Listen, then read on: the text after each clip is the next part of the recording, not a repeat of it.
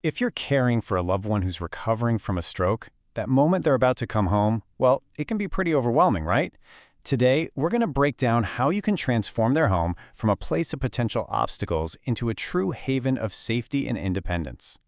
Let's start with a number that really puts things into perspective. About 1/3, that's 1 out of every 3 stroke survivors, is left with a permanent disability. Now, this isn't just a statistic, It's a reality that makes coming home a huge challenge, and it's exactly why preparing their home isn't just a nice to-do, it's absolutely essential. So, this all leads to the big question for every single caregiver. Is their home truly ready for this new chapter? The very same place that was always familiar and comfortable can suddenly feel like it's filled with new dangers. But, and this is the good news, you can make it ready. So here's our game plan for this explainer. We'll kick things off with the challenge of coming home. Then, we'll zero in on the bathroom. It's priority number 1. From there, we'll move to other living spaces, tackle the huge question of affordability, and then we'll wrap up by looking at why all these changes mean so much more than you might think. Okay, first things first. We have to acknowledge what a massive shift this is. Think about it. They're going from a hospital, a place literally designed for safety and accessibility, back to a regular home. And that home, well, it's often just not equipped for new physical limitations, and that's the gap we need to close. All right, now for the part that needs your immediate attention, the bathroom. Why do we start here? Well, it's pretty simple. When you combine physical impairments with water and slippery surfaces, you get the highest risk area in the entire house. Hands down. And I'm not exaggerating. It is, without a doubt, the most dangerous room. Preventing a fall in here is the top priority, because a fall can be a huge setback in their recovery. So if you're going to focus your energy anywhere first, make it here. It's one of the most impactful things you can possibly do. So what do you actually do? Here's a clear 4-step approach. You can start simple with non-slip mats or decals in the tub. Then install grab bars. These are non-negotiable for stability. A shower chair is another fantastic tool. It allows for safe, seated bathing, which cuts down on fatigue and risk. And hey, if a bigger renovation is an option, a walk-in tub can completely get rid of that hazard of stepping over a high wall. With the bathroom tackled, let's widen our view to other key areas of the home. We're talking about practical changes for the bedroom, the kitchen, and the walkways that can make a world of difference in day-to-day life. In the bedroom, it's all about mobility. Just raising the bed with some simple risers can make getting in and out so much easier.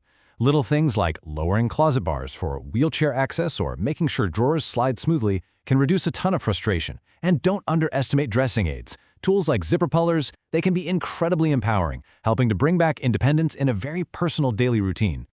Now, what's really cool is how simple swaps in the kitchen can have such a huge impact. Most standard kitchen tools require 2 strong hands. But these adaptive gadgets, like a rocking knife or a one-handed cutting board, they can actually allow someone to prepare their own meals again. And that is a huge boost for morale. And here are just a few more crucial tips.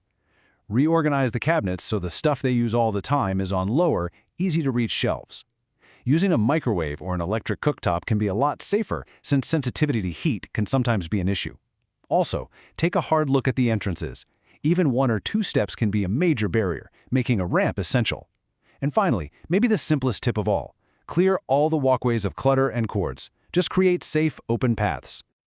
Now, let's talk about something that's on every caregiver's mind, the cost.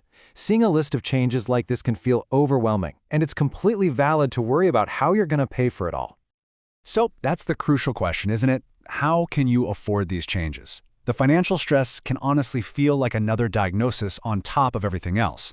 But please hear me on this. You are not alone, and help is available. So where do you even begin? Instead of getting lost in a million online searches, just start with one concrete step. Contact your local area agency on aging. They are a hub of information. They can refer you directly to local nonprofits and other groups that can help.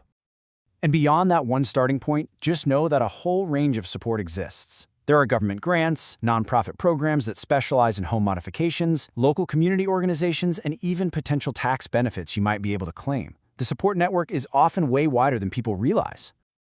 All right, let's move into our final section and see how this all comes together to mean something so much bigger. Because these modifications, they aren't just about ramps and grab bars. They are about rebuilding a life. There's a perfect quote that sums this all up. These changes are potent tools that rebuild confidence and restore independence. Just think about that. Every single modification you make, no matter how small it seems, is a direct investment in your loved one's dignity and their self-reliance. So as you take on this task, remember what you are truly doing. You're not just adapting a house with some new hardware.